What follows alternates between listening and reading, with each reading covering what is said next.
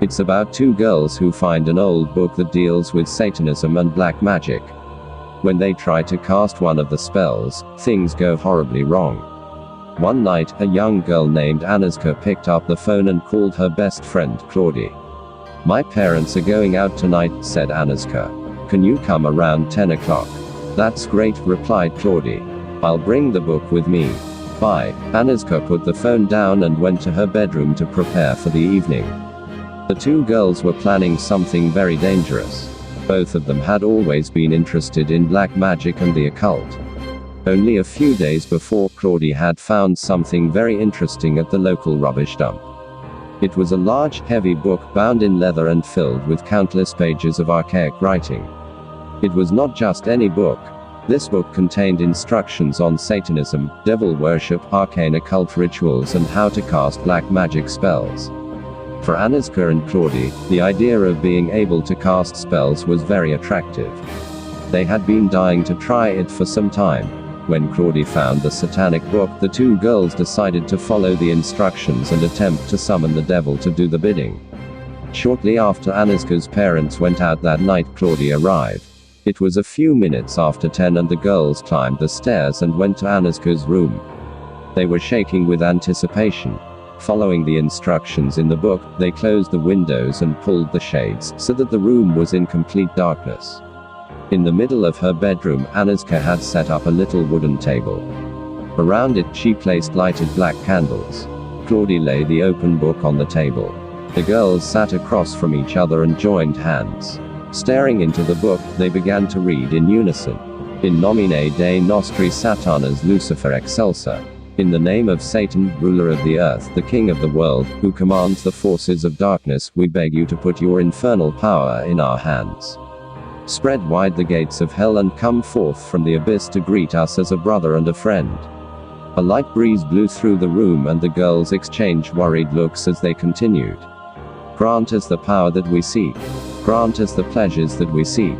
Indulge our every whim and make our dreams come true. We invoke your name and demand that you show yourself. We renounce God and worship only you, O Prince of Darkness. You who reward evil and punish goodness. Hear our plea. The gust of wind grew stronger and shook the room, even though the windows were all closed. Claudie was trembling. She tried to let go of her friend's hand, but Aniska held her tight and continued chanting. By all the demons of hell, we demand that all of the things we mentioned shall come to pass. We speak your name. A cold wind began turning the pages of the book. Claudie broke away from Aniska's grasp. Then, as if on cue, the wind ceased and the book abruptly snapped shut. Both girls screamed in fright. "This is too much, Aniska," cried Claudie. "I'm going home. I'm afraid. I don't like this. I'm scared too, Claudie." Aniska replied. "But isn't this what we wanted, what we planned? After all, it was working. If you didn't pull your hand away, we might have made contact." "I don't want to do this anymore," Claudie whined. "It was fun in theory, but I never believed any of it was real. I've got a bad feeling about this. I'm going home. It's over. Bye, Aniska. See you tomorrow." "And what about the book?" Aniska demanded. "You can keep it," replied Claudie. "I don't want it anymore." Claudie grabbed her coat and made her way downstairs to the front door. Aniska followed her, begging her to stay, but she refused. She did not have far to go, just down the street past the pond and she would be home. Aniska said goodbye and shut the front door. Then, she went slowly back to her room, turned on the light and blew out all of the candles.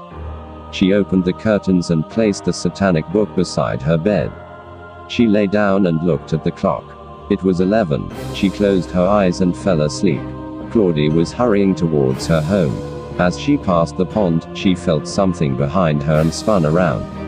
There was nobody there, but she felt as if she was being watched from afar. Scared, she screamed with horror. That night, Aniska had a very disturbing dream. She saw Claudie lying in a ditch near the pond. Her head was resting at an odd angle and there were bruises around her neck. Aniska woke up in a panic and screamed out for her father. He rushed into her room and tried to comfort her. "Relax, girl," he said in a soothing voice. "It was just a bad dream.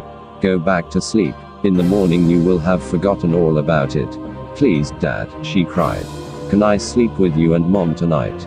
I don't want to be here alone. Please. Well, okay, come on then, her father replied as he took the frightened Aniska in his arms and hugged her tightly. She looked at the clock.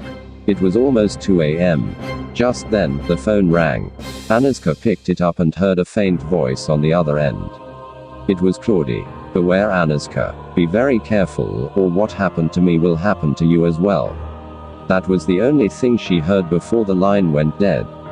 Claudie, she screamed desperately. Claudie, calm down, Aniska, said her father. What happened? I don't know, Dad, she replied. I don't know, but I'm afraid. I'm afraid for my life. Aniska was overcome by fear and desperation and began to cry. Don't worry, said her father as he rubbed her shoulders. Go to sleep and tomorrow, you'll see, everything will be okay. He took Aniska to his bedroom and she lay down in the bed between her father and mother. Soon, she fell into a peaceful sleep. In the morning, her father was awoken by the terrified screams of his wife. Opening his eyes, he was horrified to see his daughter lying dead beside him. Aniska's body was stiff and her throat was black and blue. She had been strangled. He began to scream and cry. Hours later, Claudie's lifeless body was discovered in a ditch near the pond. She had also been strangled. Police estimated her time of death as being around 11:15 p.m. the night before. And that's the story ends here. Don't be hesitate to subscribe and like. If you want to be shout out on our next video, please click the subscribe button and like our content. Your subscription is my goals. I always doing random shout out for my subscribers, so that I can